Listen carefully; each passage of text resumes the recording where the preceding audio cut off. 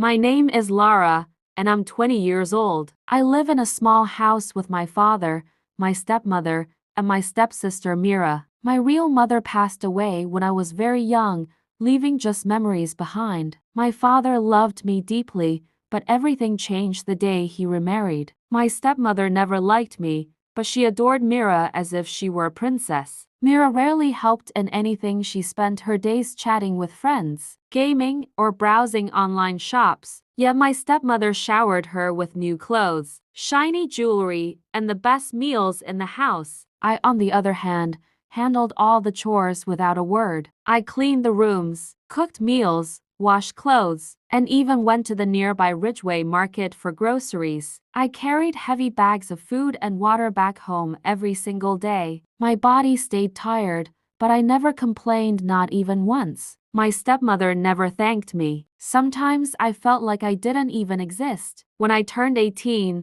my stepmother began planning to find a boyfriend for Mira. She insisted Mira was now grown and should meet nice boys at the school fair. She told her to wear her best dress so people would notice her instantly. Hearing all this made me strangely nervous, though I didn't know why. My father overheard everything and gently said, "Lara, you can go too. Maybe someone will like you as well." I asked my stepmother if I could wear a new dress because mine was old and too small. She laughed and said, "A new dress? No, Lara, you have clothes. Wear those and go." Her words stung, but I stayed quiet while Mira waited impatiently. At the fair, Mira wore a stunning white dress with a golden pendant that sparkled in the sun. I walked behind her in my faded outfit, trying not to feel small. I kept thinking no one would even notice me in that crowd. But then I saw him, a young man with a warm, friendly smile. He approached me and asked softly,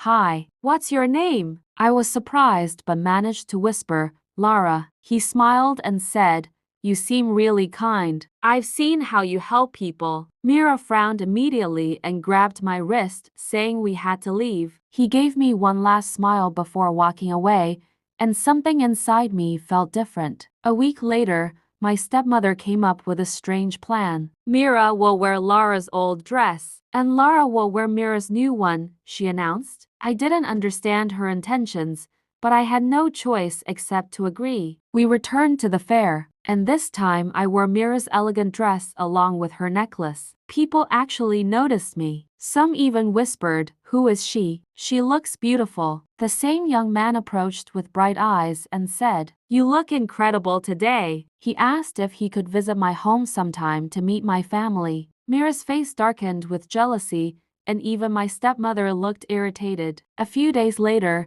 she sent me alone to Willow Park to collect flowers for decoration. I felt uneasy but still went, wanting to avoid trouble. While walking on wet grass, I slipped badly and injured my leg. I couldn't stand or walk, and fear slowly crept into my chest as I sat alone. With trembling hands, I called the young man Evan, hoping he would answer quickly. He rushed to the park the moment he heard my voice. Without hesitation, he lifted me gently and carried me all the way home. He brought food and medicine, making sure I rested properly. Every day he visited to check on me, sometimes staying for hours just to keep me company. His kindness felt like sunlight after a long winter. My heart slowly filled with gratitude and quiet hope. At home, my father finally realized how much I had been handling alone. He told me he was proud of my strength and kindness. Hearing that brought tears to my eyes, but happy ones. For the first time in years,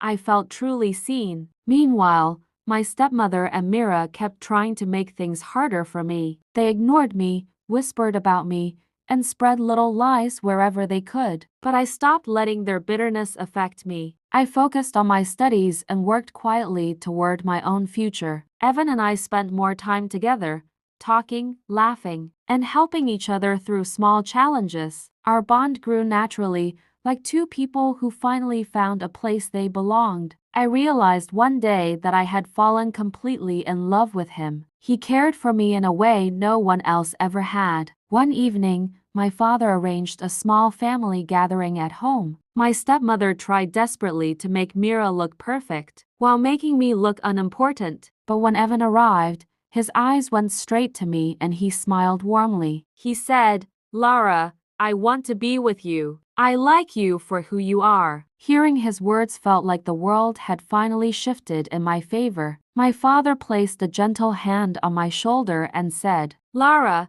you deserve every bit of happiness." Those words healed something inside me that had been hurting for years. For the first time, I believed that maybe life could be kind too. Months passed, and Evan remained steady, supportive, and full of love. One beautiful afternoon, he held my hands and asked me to marry him. My heart overflowed with joy as I whispered, "Yes." After everything I had endured, it felt like a dream finally coming true. We had a small but beautiful wedding, surrounded by a few kind people. My father looked happier than I had seen him in years. My stepmother and Mira stayed quiet, their plans silently falling apart. But I no longer cared. My heart had finally found peace. Today, I live with a loving husband and a father who truly believes in me. I am respected, appreciated, and finally valued for who I am. Life isn't always fair, but kindness and patience can rewrite destiny. I learned that true love finds those who never stop hoping.